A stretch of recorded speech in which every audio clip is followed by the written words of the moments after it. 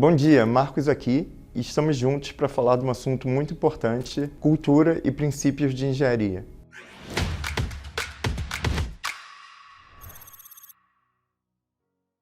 Eu vou dividir esse vídeo em 3 partes: contexto, exemplos e princípios e, por fim, falar um pouco de cultura. Para falar de contexto, eu vou falar da lei de potência. Então, essa figura mostra 2 gráficos. Um primeiro que é uma distribuição normal e o segundo que é uma distribuição em potência. Uma distribuição normal é o que a gente está usualmente acostumado. Por exemplo, na sala de aula, alguns alunos tiram uma nota boa, outros tiram uma nota ruim, mas a maioria dos alunos ficam na média. Já na lei de potência é um pouco diferente. Por exemplo, se a gente pensar em cidades, Tóquio é a maior cidade do mundo com a população de aproximadamente 37 milhões de habitantes. Já a menor cidade do mundo tem a população de 1 habitante. Então a gente vê uma distribuição completamente desproporcional comparada com a distribuição normal. Quando a gente pensa em mamíferos, o elefante ele é um mamífero terrestre com maior peso. O peso máximo do elefante são 6.000 quilos. Então, quando a gente vê as leis que governam a natureza, por exemplo, peso de mamíferos, essas leis, elas normalmente funcionam sobre distribuições normais. Por exemplo, não vai ter nenhum mamífero que vai ser 37 milhões de vezes mais pesado que outro mamífero. Já a distribuição em potência, ela é usada para explicar fenômenos que não são fenômenos da natureza.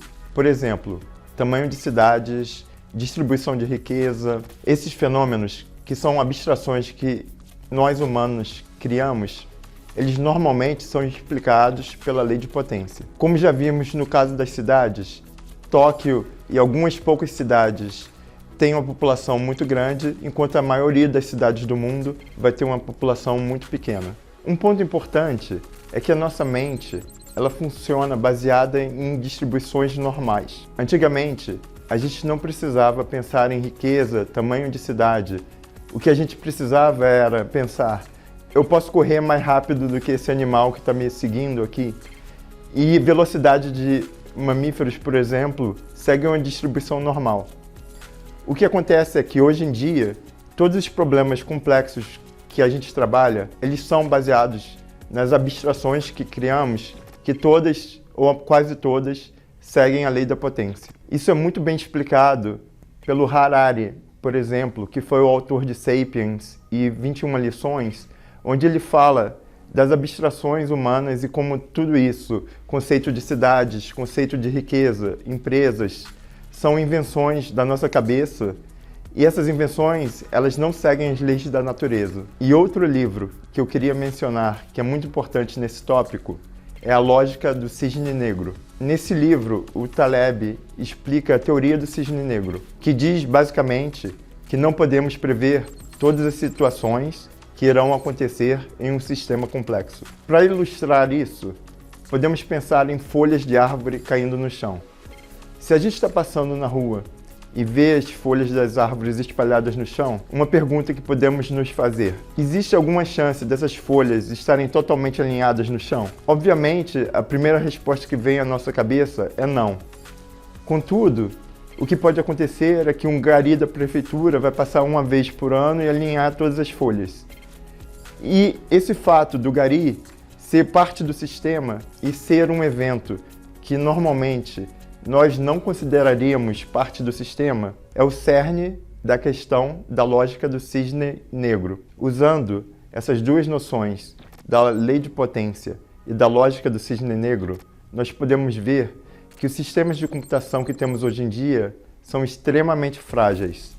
Por exemplo, nessa figura, nós vemos a distribuição em potência dos bugs de um sistema em relação ao tempo de detecção do bug. Por exemplo, alguns bugs a gente acha muito facilmente, por exemplo, em testes unitários. Contudo, outros bugs demoram muito tempo para ser achados. Então, assim, gente, todos nós que já trabalhamos em sistemas de computação, a gente vê que às vezes esses bugs descorrelacionados, às vezes geram um impacto desproporcional. Isso pode ser uma mudança em outra parte do sistema que que fez um bug dormente se manifestar. Então, quando estamos pensando nessa relação entre abstrações que criamos e o mundo físico, a gente pode pensar em uma ponte. Quando uma engenheira civil constrói uma ponte, ela pode projetar muito bem o quanto de material é necessário para a construção da ponte. Já em sistemas de computação,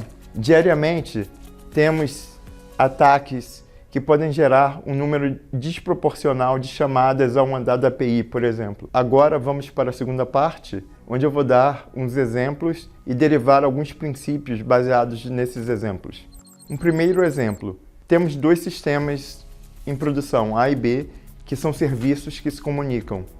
E pensa que a interface de um desses sistemas recebe uma string do outro sistema como parâmetro. Se a formatação dessa string mudar e o sistema que recebe essa string como parâmetro não estiver preparado, ele pode ter um problema em produção e esse problema pode acarretar em várias falhas em componentes dependentes. Esse ponto exemplifica em prática a teoria do cisne negro, que basicamente diz que é muito difícil prever todas as interações possíveis em um sistema complexo. A partir desse exemplo, nós podemos derivar alguns princípios. Por exemplo, cada componente tem que ser validado.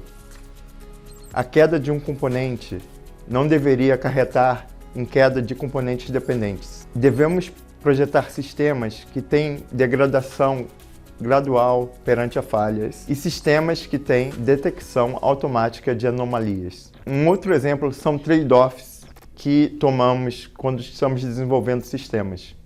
Um trade-off comum é o trade-off entre latência e custo. Nós podemos diminuir a latência se pré-alocarmos máquinas virtuais, por exemplo.